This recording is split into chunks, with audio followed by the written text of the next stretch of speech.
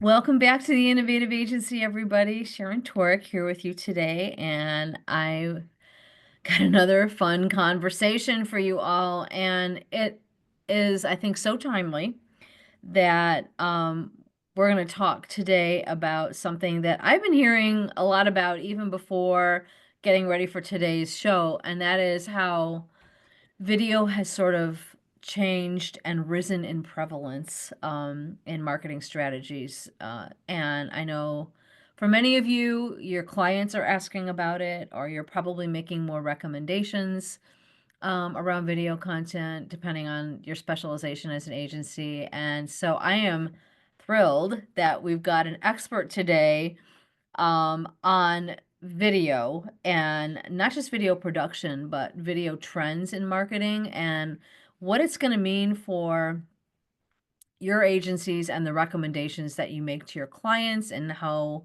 you scope your projects and what strategies you devise for them. So, Hope Horner is founder and CEO of Lemonlight, which is a video production focused firm based in California, but really all throughout the United States. And Hope, I'm really excited to have you here today and have this conversation with you. Thanks, Sharon. It's such a delight to be here today. Thanks for having me. Yeah, I am really looking forward to it. So, before we hit record, we were talking just very briefly, and one thing you said that is sticking with me is how much video has changed. And I want to know what you mean by that, and what agencies need to know that you mean by that as they sort of figure themselves out for 2025 and beyond. Yeah, that's a great question and something that we think about every single day. We started Lemonlight in 2014, so over 10 years ago, which is hard to believe. And at that time, the reason we even got into the space is because we had a hypothesis that video was going to be more important. But at the time, it was $300,000 for a single 30-second commercial. You needed these big creative teams. It was such a high bar to create any video content. And so we really came in with the mission of kind of democratizing that and making it more accessible for all parties. Back then, it was really reserved for like enterprise brands, right? With big budgets. And the SMB market didn't really have any access to any kind of video. Mhm. So that's sort of how we got into the space. It was like, how can we make it more affordable and more accessible for videos for companies of all sizes? And we did that. We figured out how to come in at around, a $2,000 price point back then, being able to create content all over the country and started working with a lot of SMBs. Over time, what we saw video becoming more and more important. So when we started the company, it was like, you need a video for your website. And I very distinctly remember in 2018 kind of shifting our motto to you need video content for your brand, right? At some point, one video wasn't enough anymore. Like you needed more content. And then fast forward to today, video is almost disposable for brands. So trying to figure out what kind of content to create, how to create it affordably, how to continue to stay relevant amongst your competitors and across all the different platforms, which continue to evolve and pop up. And that's sort of how we think about it. So it's evolved from no one has a video except for the really elite brands to everyone needs dozens of videos, and how do we keep up? So it's a totally different problem, but something that we're continuing to try to solve. Do you think that so you said democratize. That's really that's a great, I think, term, a way to describe it. And to me that means making it more accessible for different brands who have different goals or who use different channels or platforms to get out to their audiences. So, where do you think the biggest missed opportunities are right now in the marketplace for brands when it comes to video? Is it simply that they need to be looking at their content or their, sort of the content differently in the video? Do they need to be rethinking their channel strategies? What do you think some of the low-hanging fruit there is right now in terms of using video effectively? I think one of the most important things that we hear all the time is like there's just stagnation around it. It feels so heavy, like such a heavy lift to try and figure out and to try and come up with the concept and then the production and then all the different pieces. So my first recommendation is like just start doing it, right? There are different approaches to video content, but you need to start participating in the medium so you can start getting good at it, right? I think a lot of people just kind of push it off and like that's definitely not going to work. Mhm. Um, So that's my first thought. Does that answer your question? Yeah, I mean, I think that a lot of agencies who might be listening to this are wondering, are we missing the opportunity to help our clients use video more effectively? Are there things we're not thinking about, or are we recommending strategies that are either shooting too big or are a little bit too mimicky of consumer generated content, for example, which is another thing I want to ask you about is the rise of consumer generated content for Yeah. sure. There's a lot of that. So I think the first thing to always keep in mind whenever you're creating any kind of video content is how can you get the most bang for your buck, right? How can you shoot one day and create 30 different videos from it? Hmm. Um, I think being able to create a variety of different assets from every production that you do is a very high should be a very high priority for agencies, right? Because you need a lot of content, not only for testing, of course, but also just for repurposing and for continuing to make the dollar go further. Hmm. Um, and then I think I'm sorry, I forgot the next question. It's okay. I just wondered about, we had a guest recently on the show talk about how user-generated content is Oh yeah, competing with professionally produced content. And I'm just wondering, when is that actually a better strategy versus investing in your own professionally created video content? And how do agencies know when to recommend one over the other, maybe? great question. So it's not one or the other. It's platform dependent, right? You're not going to run a UGC, a user generated video ad that you would run on TikTok, like that, Mhm. a random influencer would create for you on TV usually, right? The quality isn't going to be high enough and it may not represent your brand well enough. However, on TikTok, it's a perfect medium for that, right? Because the content is consumed very quickly, it's very relatable. It's, especially depending on your audience, younger, the Gen Z audience, I think is very used to that style of content. So it's a perfect medium for that. So it really depends on where, I think a few things, but like where it's going is probably the most important, who your audience is, right? Older generations do not like the really kind of tongue-in-cheek, super unpolished content, right? Even as a millennial, like it's very like we're used to looking at things that are very aesthetic. That was just the marketing world that we grew up in. So Hmm. your audience also is going to be really important. And then your budget, like how can you get a diverse group of different kinds of content using, the budget that you have, I think is also important. What are you seeing, trend wise? I know that your firm partners with a lot of agencies, and I want to ask you some questions about that in a minute too. But what what trends are you seeing and are they bringing to you that their clients are asking about in terms of the amount of budget room they're creating? Because I know, or I don't know actually, but I'm guessing Mhm. that as production methods advance and as AI wedges its way in, I imagine that brands are expecting to spend less money or a smaller portion of their budget on getting good looking videos produced. And so, what are you seeing? And how do you walk your brand client through like what the right spend is for Yeah. them? So generally, we say our rule of thumb is 10% of your ad budget. So if you're going to spend $100,000 on paid media, you should spend $10,000 on the content that's being created for it. Um, that varies by brand depending on their goals and how their marketing mix is put together. But that's sort of kind of how we think about it usually. Okay.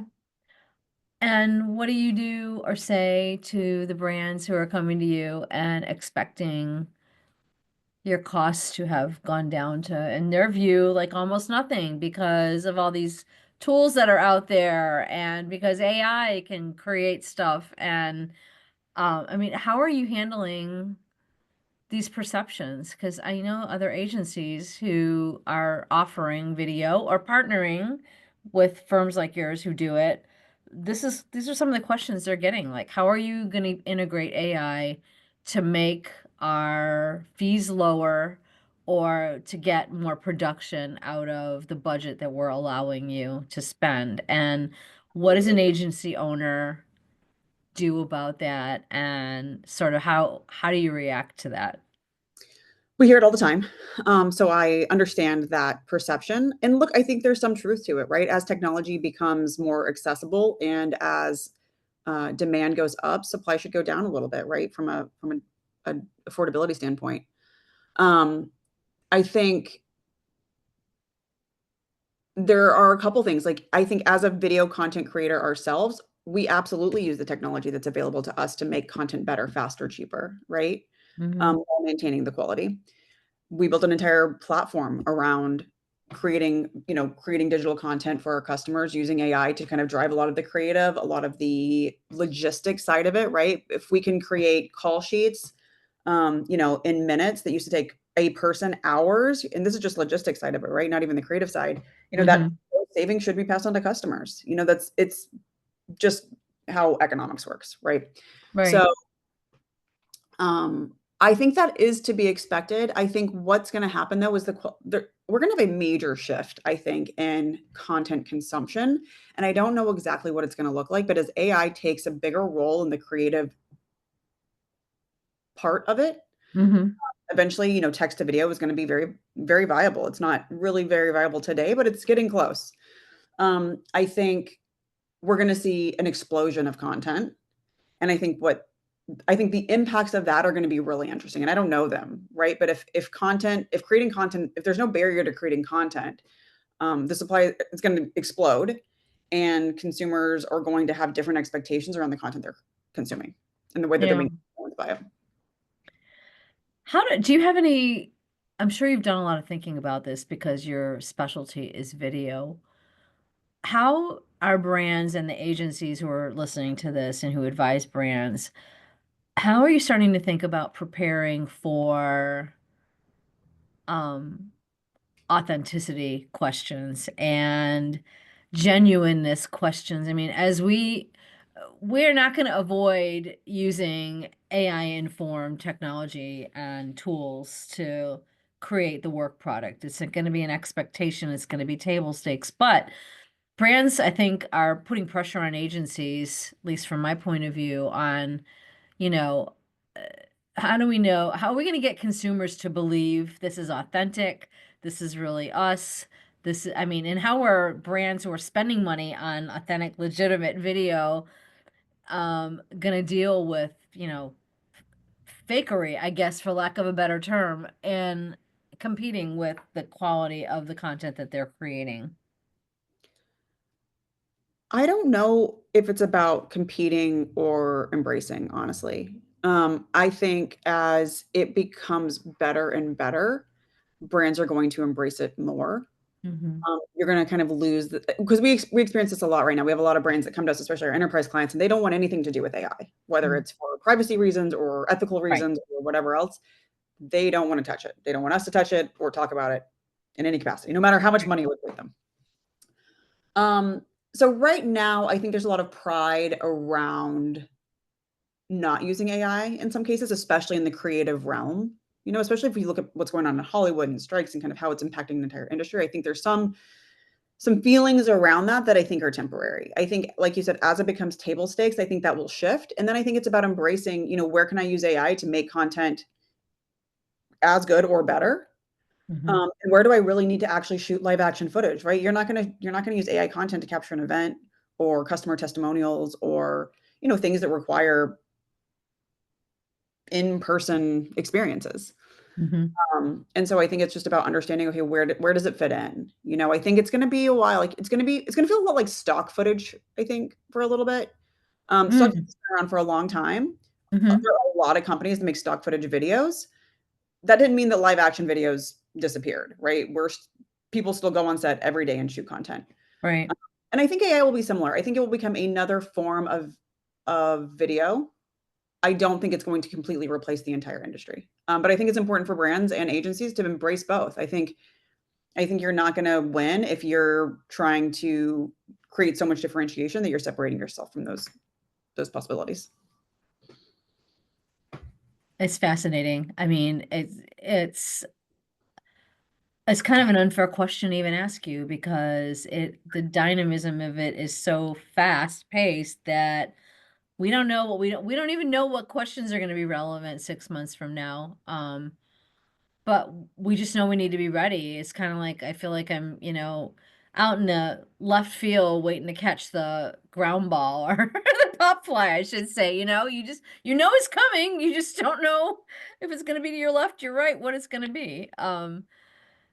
Yeah, it's crazy.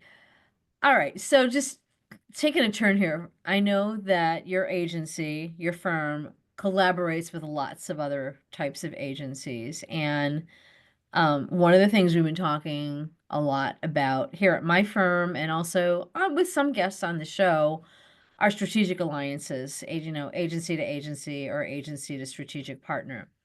So, since your firm collaborates with lots of creative firms, media firms, digital firms, what in your experience has made for the strongest types of collaborations?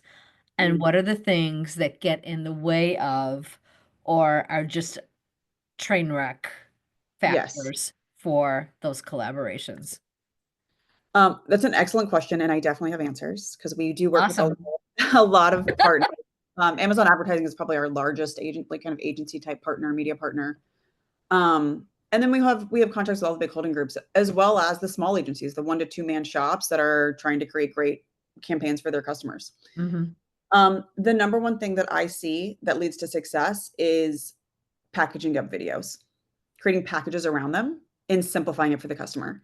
Video Okay. inherently can be extremely complex, right? Everything from like, of course, like the creative concept and like what is being shown on screen to how many actors to locations to what type of video to what style of video. There are so many nuances to every single video that if you if you don't simplify it for your customers, they will get lost and you will go in circles for a long time because there's not really a best answer in a lot of cases. There are just Hmm. a lot of different ways to do it, right? Technically, I can film the same commercial on my iPhone that I can film on like, that Steven Spielberg could film with his entire crew. And even though on paper written down, they might be described the same way, they're going to look very different, right? So Mm. the number one thing that we see is simplify it for your customers. Create 3 different options, 2 different options that align with whatever you already sell Okay. and do that. It doesn't mean they can't customize it a little bit if they need to, but that has led to the most success. And that's how we started. I feel like historically what used to happen is you would have these creative agencies that would pitch these big clients, these big robust concepts, and you would go back and forth. You would go back and forth on the concept. You would decide a concept, and then that would lead to the budget. And what we did early on for our SMB clients, especially, was we said, look, this is the commercial package. You get 2 actors, 1 location. It's a 10-hour shoot day, and you get, whatever else, right? 3 crew members, whatever it is. And we sold it that way first. And then we wrote the concept to fit in that budget. So it made it a lot simpler for our customers to understand what they were buying and then for us to basically color within those lines. And that made all the difference early on. And it's also what we see even to this day work best for our agency partners because the ones that are just basically bringing us on the phone every time they want to pitch a client with some kind of broad scope idea, it doesn't usually get closed because there's too many moving parts. Okay. So creating too many variables is kind of a factor that will lower the likelihood of success in the collaboration between a video production firm like yours and an agency who's actually got the direct relationship with the client, is like what I'm hearing you say. Yes. Okay, that's a good takeaway. What about though? What about managing the client's expectations when you've got that traffic manager between your firm Mhm. and the end client? How do you manage that and navigate that successfully as a strategic partner to an agency? So in an ideal world, we are working with their media team, their buying team, to understand what's working and what's not working, right? Mhm. You asked earlier about the types of content that we're seeing a lot these days, and one of the things I feel like has been very important over the last couple of years is modular content. So Okay. you have basically we'll capture 8 different modules on set, and then we'll mix and match those. So you have a different hook, a different body, a different ending. Okay. You can replace those, right? Sometimes the body is testimonials, sometimes the hook is a testimonial, and the body is all product shots, etc. Okay. And so if we can work with the media buying team in those scenarios, we can continue to create content that is continuing to get better results, right? We'll say, okay, this hook is performing the best. Great. let's play with the bodies of these videos to see what's creating the most engagement after the hook, right? Hmm. Things like that. So we love to work with our agencies. Again, like they're planning teams, but sometimes we don't have access to them, or it's even a different company in some cases. But we encourage it. Everything should be data driven these days, right? It's 2025. Yeah, There's access to data. We should be using it to inform our decisions. right. Let's talk a little bit about data. Since you said the word, you do your own proprietary research. I want to know, well, first of all, how long have you been doing that? How long have you been doing the surveys? Is it new for you, or have you been doing it No, for a while? we've been doing it for, I don't know, probably 7 years now. It's Well, like a yeah, big, my friend Susan Beyer from Audience Audit, who does like audience segmentation research for uh-huh. all agencies, would love to to talk with you about this because it's her passion point. But I want to know is why'd you decide to do it, and what have been your key learnings from actually because it's a bandwidth thing, right? It takes a lot of time. Yes. You got to gather the data, you have to assess the data, you have to publish the data in a way that makes sense for your. So what made you decide that that was a worthwhile endeavor for your firm? Yeah, at the beginning it was we had questions and we couldn't find the answers, right? It was Okay. pretty straightforward. We are like, what how many simple questions back then, especially like how many SMB customers are buying videos? How many are they buying? Why are they buying? How much are they spending? A lot of the questions that we just naturally had, that data didn't exist back then. Mhm. Um, I feel like we also during COVID was another time we got really, really into the surveying and the data and understanding how people were using their budgets. And we used the information that we were getting directly from our surveys to shift our entire content strategy during COVID because everything changed, right? We couldn't go on set. Interesting. We couldn't, yeah. So we listened to our customers. We're like, this is what they're saying. How can we fit into that narrative? So it was really impactful. That was a really key moment for us where it was like, wow, this isn't just interesting content. This is very useful information, the data that we're getting. Mhm. And then we've continued to do it every single year. We publish a report at the end of every year for the upcoming year of what we've learned from our customers. We do pretty extensive surveying throughout the entire year, and it's always about trends and what's coming out. What is their perception of what's coming out? I think some of the interesting stuff is we're always, which makes sense, right? But like we're always far more worried about things that they aren't thinking about yet. Like we'll Okay. be worried like a year or two in advance of their worries. So Okay. like we'll think, oh, they're concerned about like, in 2022, one of our big concerns, or sorry, yeah, into 2022, our concern was text to video, right? Like we were already thinking about it. We were already planning around how we were going to incorporate it or use it or not use it or whatever we decided to do back then. And it wasn't even like on our customers' radar. And I Mhm. remember seeing that through the data. But now, this year, you're starting to see it, right? You're starting to see people talk about it, bring it up, inquire about how it's going to be part of the ecosystem. So yeah, I think it definitely helps inform us of like, our product marketing strategies at the end of the day. Mhm. What were there any okay, so what were some of the findings that, if there were any, that were a surprise to you? Like, did any of the data points that you learned This is probably a better question for my marketing director, but for me, well, I don't have that on the horn. uh, for me, I mean, I'm always surprised that I mean, it's what I just said. Like, I'm surprised that people aren't thinking about video as like forward thinking as we are. Which, like, Right. when I think about it logically, it makes sense, right? Like, of course, they're not thinking about video as much as we are. But I'm always surprised by kind of like how behind like the overall marketing thoughts around incorporating video are. Mhm. Like even when we were like, you need video content, like you need a lot of video for your brand. Like marketers like just sort of starting to think about the first video for the brand, right? Mhm. So it's been an evolution. Like we tend to be a little bit ahead, which has kind of helped us come out with products sooner. But we've also missed the mark. In some cases, we thought something was going to be extremely important, and then turns out it like 360 video. I remember that was one where we were like, Right. this is a big thing. Like we need to be able to do this. It's going to be so important. I think this is many years ago. It never really became a thing. At least Yeah. not yet. Maybe it still is, but we expected that to be a lot more impactful and we were planning against it. And we saw in the data that, hey, no one's really, really thinking about this. Right. So it sounds like the main uses internally over there of the research were maybe product development, Yeah. um, perhaps marketing of your products and your services. Do you productize the data in itself? I mean, do you make the data available? Do you put together reports on it? What are some of the other uses that you've made of, because it's a big undertaking to go out Yeah. there and do your own original research. And I think sometimes agencies don't do it because they don't see the pathway forward for how they're gonna either monetize it directly or how it's gonna benefit the agency overall. So, any other thoughts there about how you've been able to use it to get farther faster? We repurpose that content all year long. I'll tell you that Okay. much. We put it as a downloadable, gated downloadable piece of content on our website right away. We use it in ads. We use it in our email marketing. We use it in webinars.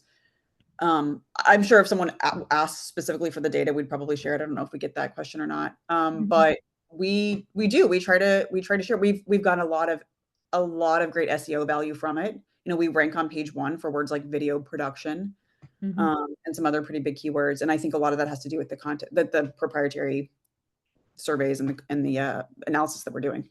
Yeah. Well, as a recovering IP nerd, any original proprietary piece of work you're creating, I'm all about stretching it as many directions as you can Yeah. and monetizing it in as many ways as you can. So I always like to ask the question, what are you doing with it? What else are you doing with it? And so, um, yeah, those are all great examples. Um, so as we're talking, it's the beginning of 2025, and we've just been through the other side of a huge amount of drama over one of the major platforms on which video is employed for marketing. Nobody knew what would happen with TikTok. Would it be gone forever? Would it be gone for a little while? And we still don't know what the ultimate result is going to be. And so, my question to you is, how do you kind of hold your clients' hands through any kind of volatility in terms of platforms changing in dominance or appropriateness or going away altogether? Or how do you sort of handle that volatility when you're creating content it's all video driven? I mean, it isn't like, you're providing radio ads or you're very specialized on video, and video is used on so many of these channels. And what do you do when you don't know what's going to happen with the platform? Yeah, that's a great question that we have also talked a lot about this year. I think as any modern marketing professional knows, you have to be incredibly agile with these platforms. Like, not only do they new ones pop up and disappear, but the way that you're optimizing content for the platforms is also shifting pretty consistently. Hmm. So always just sort of being aware of what's going on and how it can impact your brand. Obviously, diversification of your platforms is going to be helpful, right? So you're not wholly dependent on one channel. Right.